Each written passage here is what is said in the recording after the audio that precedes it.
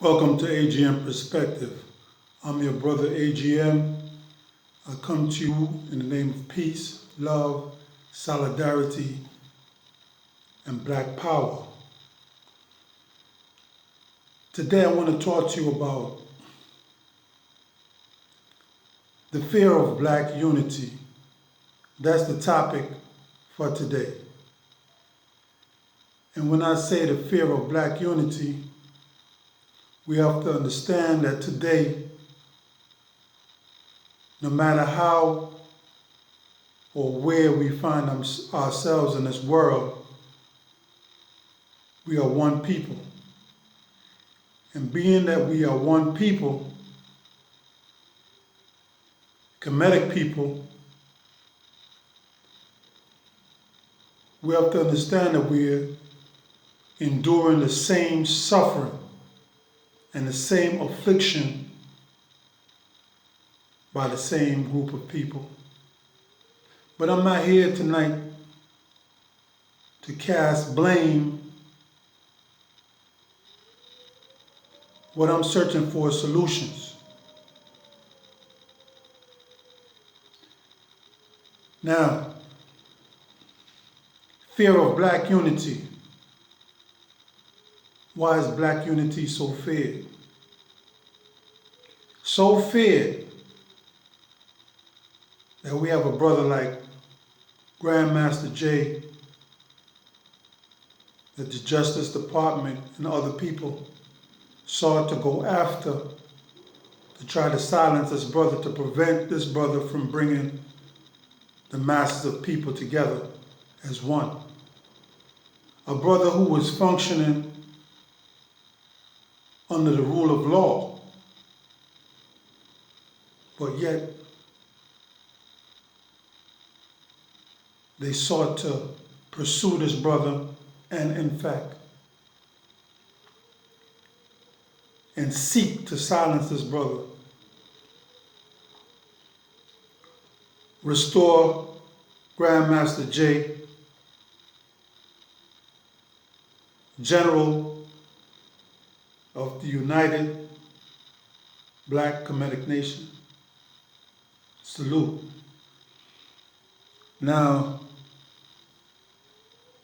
for those who don't know who J. Edgar Hoover was,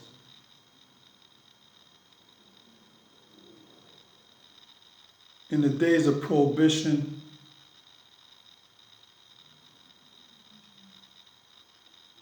he was the director of the FBI. Now, somebody had asked him or interviewed him and asked him what was his worst fear or his worst nightmare. And he answered, the unity of the black Negro. Now, you would say, why would this person fear people coming together? But see, it goes deeper than that.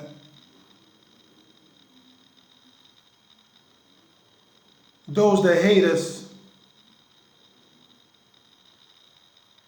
those that want to see us weak and squabble amongst each other,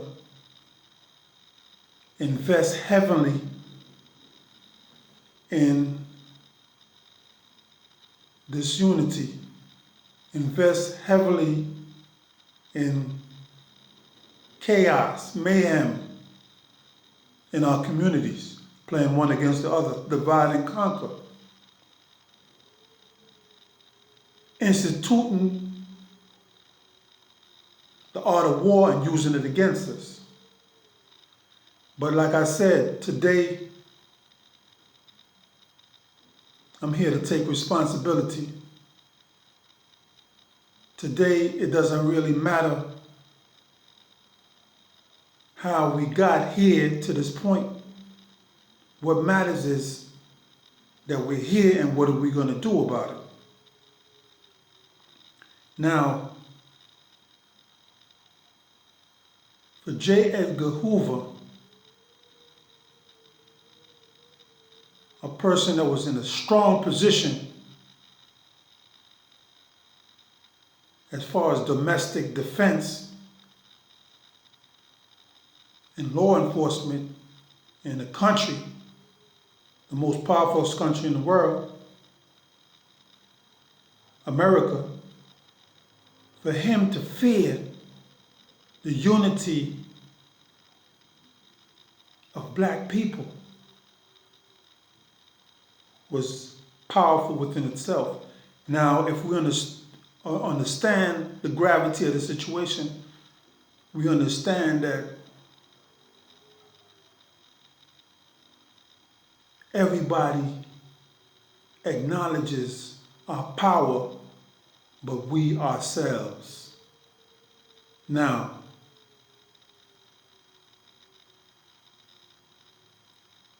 all our strong leaders who are able to galvanize people, our young soldiers, our young warriors, and have them pursuing the cause, were taken out the equation, taken out and placed in penitentiaries, often under trumped up charges. But this conversation is not really about the trumped up charges. This conversation is about fear of black unity. Unity is power. Once we understand that unified we are powerful, then we must understand that we must utilize that power wisely, strategically, surgically. $2 billion spent a year on Air Jordans. $4 billion on liquor. $20 billion on hair care products and hair care and beauty products.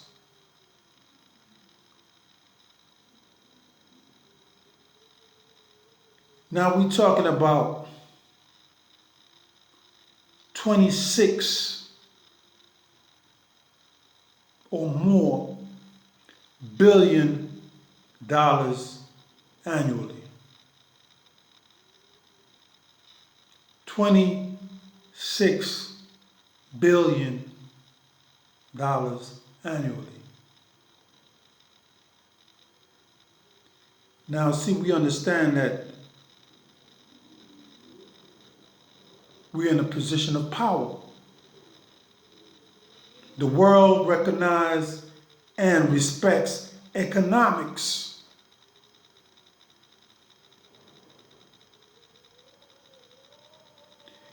If a store is used to your clientele, depends on your clientele, your demographic, to boost their profit margin, then you're a factor, you're important. You serve a purpose. Without your business, that company is susceptible to going under, to failing. You withdraw your support of that business, you can make the business crumble.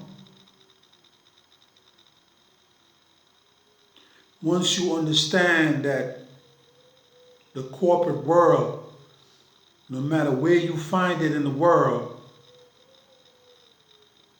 operates on the dollars and cents. And you who have that spending power can apply pressure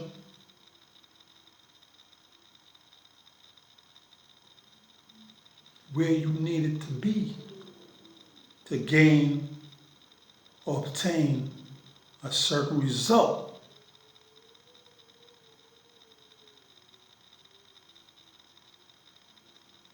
When you understand and know how to utilize this power, only then can we change our reality. Yes, there's a time for guns.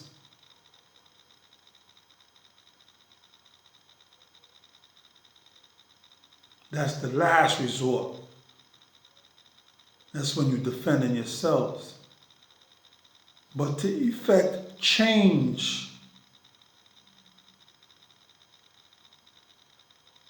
it has to be done, in my opinion, economically. When somebody commits a crime,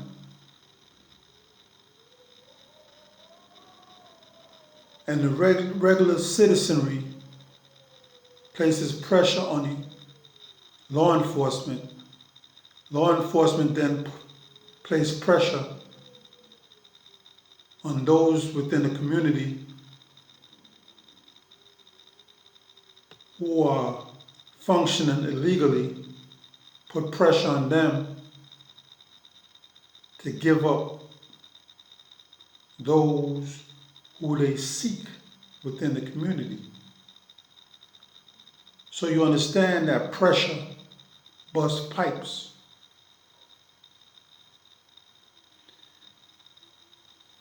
We have to learn to put pressure where pressure is needed. We have to be able to use that boycott power to deny certain organizations or to direct these organizations into the directions that we want them to go.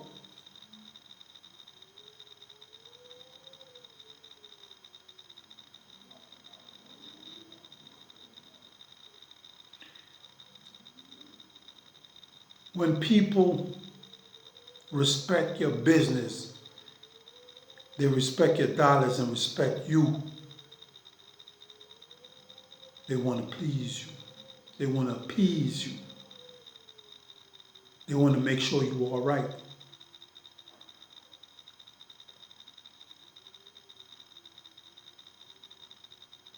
You have this monster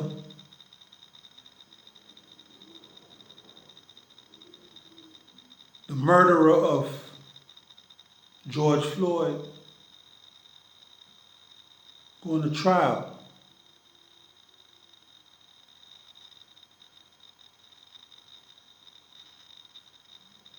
Now we have to stand in solidarity the same way they do when they used to claim somebody violated one of their own. The first thing they want to do is mob up.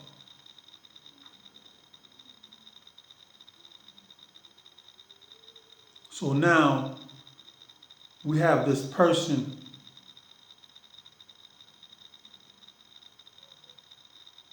that tortured our brother to death, and now they're trying to bring drugs as a defense that this brother was on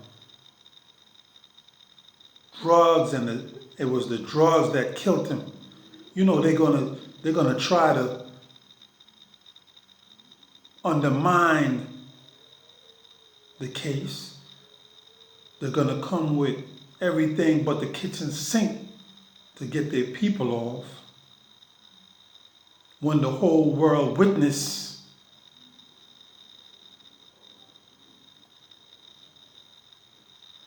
this cop kneeling down on his brother's neck, and the brother couldn't breathe. But yet they're going to still try to justify why it happened.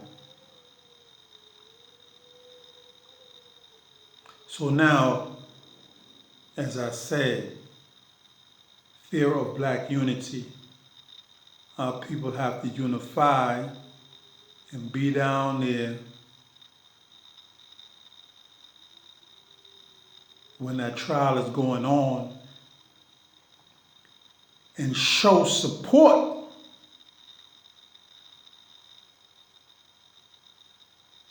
for our dearly departed brother, George Floyd.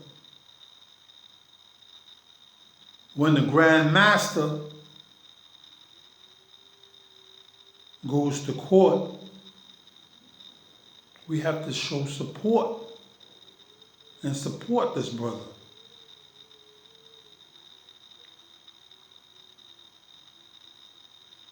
When we see injustice to our people, it's our duty, it's our job to speak out. Don't let one person speak out. Let there be a sea of voices speaking out. That way they can't isolate one and try to target that individual and make that person target their vengeance at that individual. Let there be an outcry. Whenever injustice is taking place within our communities, anywhere in the world,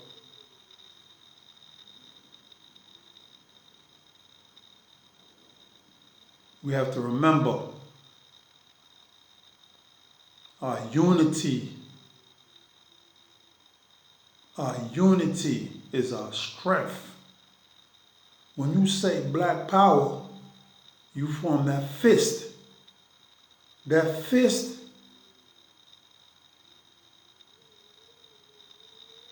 has more power than that slap.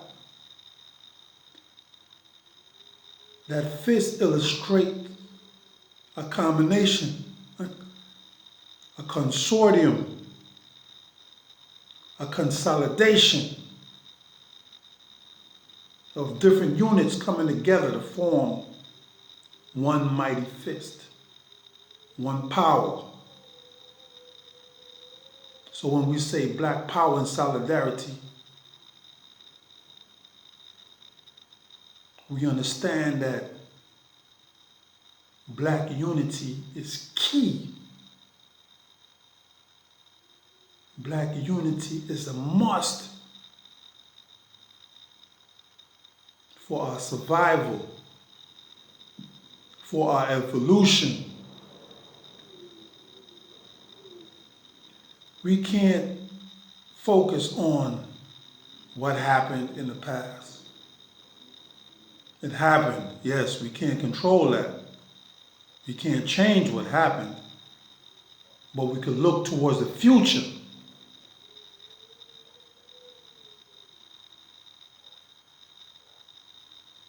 And plan and envision what we want and work towards it. It's time to change the game. It's time to make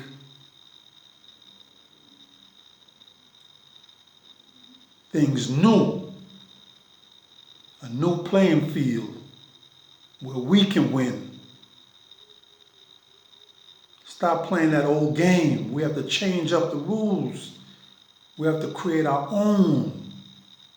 That's the only way we can win. Playing somebody else's game and them changing the rules every minute. We can't hope to win. And playing these games over and over, expecting a different result, is insanity. And I know we are not insane people.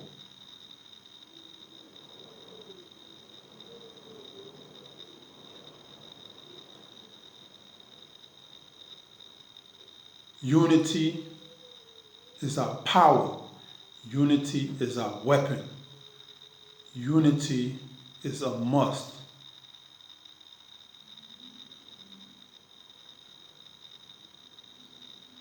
Solidarity is the key. We must stay together, not war against each other, not talk about each other, but working and networking together. Forget about personal views and personal dislikes, emotions. Focus on mutuality, togetherness, the ultimate goal. That's what you focus on. And let's build and stop destroying fear of black unity. Think, why do they fear?